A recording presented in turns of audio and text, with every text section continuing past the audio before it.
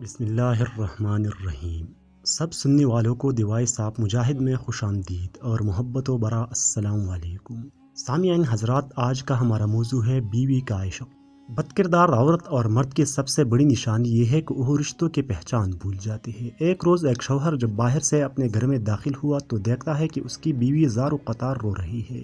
رونے کا جب سبب دریافت کیا تو بیوی کہنے لگی، ہمارے گھر کے پیڑ پر بیٹھنے والے پرندے بسا اوقات مجھے بلا شرعی حجاب اور بغیر پردے کے دیکھتے ہیں، تو مجھے ڈر لگتا ہے کہ کہیں اس میں اللہ کی معصیت اور گناہ کا ارتکاب نہ ہوتا ہو، جس کا اگر مجھے ایک دن اللہ کے سامنے حساب دینا پڑ گیا تو میں کیا جواب دوں گی۔ بس یہی سوچ کر اور اسی خوف سے میں رو رہی ہوں۔ بظاہر انتہائی نیک اور دینی جذبات سے لبریز بیوی کا یہ جواب سن کر شوہر بہت خوش ہوا، اور اس کی اس درجہ پاک دامنی، پاکیزگی اور جذبہ خدا ترسی کو دیکھتے ہوئے عالمی بے خودی میں فوراً اس کا ماتھا چوما اور اسی وقت کلہاڑی لے کر گھر کے پیڑ کو کاٹ کر باہر پھینک دیا۔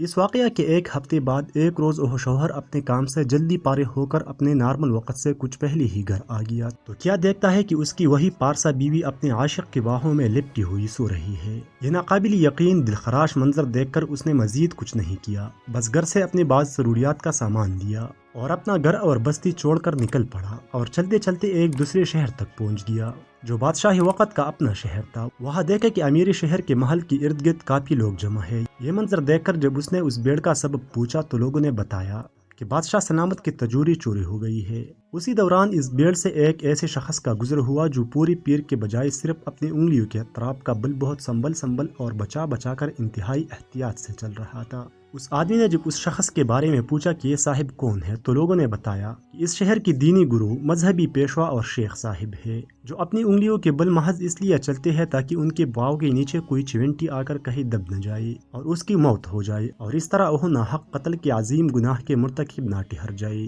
شیخ صاحب کا یہ جواب سن کر اس آدمی نے فوراً اور برجستہ کہا، اللہ کی قسم مجھے بادشاہ کے خزانہ اور تجوری کے چور کا پتہ حتمی مل گیا ہے، مجھے اسی وقت بادشاہ کے پاس لے چلو۔ بادشاہ کے پاس پہنچ کر ابتدائی حال چال کے بعد اس آدمی نے عرض کیا، بادشاہ سلامت، آپ کی تجوری کا چور کوئی اور نہیں بلکہ آپ کی اس شہر کی دینی گرو اور مذہبی پیشوا شیخ صاحب ہی ہے۔ یہ سن کر بادشاہ کو سخت خیریت اور تعجب ہوا، جس پر وہ آدمی مزید یقین دہانی کراتے ہوئے کہنے لگا کہ اگر مجھے اس الزام میں جھوٹا پایا جائے تو میرا خون معاف، اور اگر اس الزام کے بدلے میری گردن بھی اڑا دی جائے تو بھی میں اس کے لیے مکمل طور پر تیار ہوں۔ آخرکار بادشاہ نے اس کا اتنا پختہ جواب سن کر شیخ صاحب کو فوراً دربار میں حاضر کرنے کا حکم دیا۔ انہیں دربار میں لایا گیا۔ پوچھ تاچھ اور تحقیق کے بعد آخرکار شیخ صاحب نے اپنا جرم قبول کیا اور تجوری چوری کا اعتراف کر ہی لیا۔ شیخ کے اقراری جرم کے بعد بادشاہ اس شخص سے کہنے لگا، تم یہ بتاؤ کہ آخر تم کو کیسے پتہ چلا کہ چور یہی شیخ صاحب ہے، جبکہ وہ اپنی ظاہری شکل و صورت اور وضع قطع سے انتہائی نیک، صالح اور پارسا دکھتے ہیں۔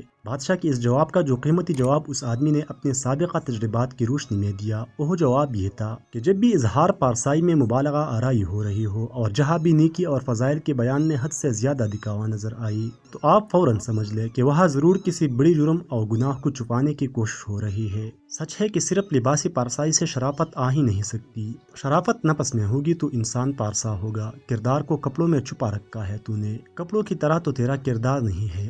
اللہ رب العزت ہم سب کو ظاہر کے ساتھ ساتھ اپنے باطن کو بھی سنوارنے کی نیک توفیق عطا فرمائے، نیز ہمیشہ سچی پارسائی اور حقیقی تقوی نصیب فرمائے، آمین یا رب العالمین۔ دیوائے صاحب مجاہد کے معزز ناظرین کرام، یہ تھی آج کی ہماری ویڈیو۔ امید کرتے ہیں یہ کہانی آپ کو پسند آئی ہوگی۔ اگر آپ کو کہانی پسند آئی ہے تو اس ویڈیو کو فوراً سے لائک کریں۔ ہمارے چینل پر نئی ہے تو چینل کو سبسکرائب کر کے ساتھ میں آنے والی گھنٹی کی نشان پر کلک کر کے نوٹیفیکیشن آل پر کلک کریں تاکہ ہماری حوصلہ افزائی ہو سکے۔ اللہ حافظ۔